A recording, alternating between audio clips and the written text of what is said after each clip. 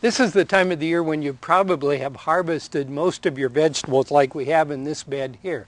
Now back here there's still some potatoes to be harvested, so I won't touch that bed yet. But let's begin getting the soil ready for next year. And one of the best ways to do that is if you have any compost or any fallen leaves even, add them to the soil and till them in or spade them in.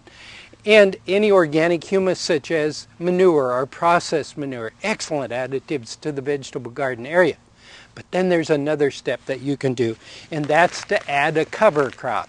Now what does a cover crop do? It's green manure, first of all, meaning that the leaves will turn to compost after you spade them in next spring. But the other thing is that they replenish the nutrients in the soil, and in fact they form nitrogen nodules on the roots of the plants. So they're creating nitrogen too for you. And the organic matter, of course, that they add to the soil, plus during the winter they suppress weeds. And what is a mix of a cover crop? Well, in this particular case, I'm using Australian field peas, and this also has hairy vetch in it. It also has a winter rye grain in it. In addition to that, it has crimson clover. So I've spaded the soil and I've loosely raked it, kind of rough raked it, I'd say.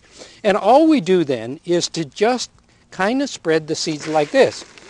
And that'll give us a good mix over the top of this vegetable garden soil, like so. And I'll just take a minute to do almost all of the bed. I can in fact do it pretty well from here just by spreading the seed.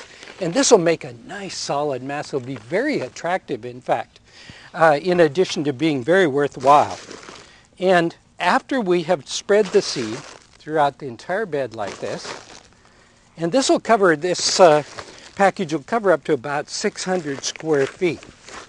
All I do then is to take the rake and just rake the area, trying to get that seed, most of it at least, if I can, about 1/4 of an inch into the soil.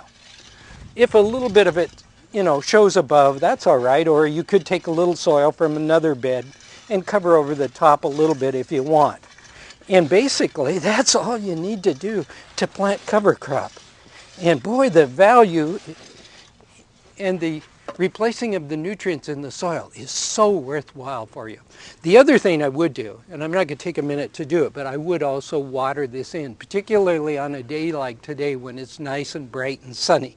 Get that seed started. And then in springtime, all we do is to spade it back into the soil, and voila, we've got beautiful organic matter back into the soil. But right now is the time to do it. After you've harvested those vegetables, use a cover crop. Replenish those nutrients and add that organic matter to your soil.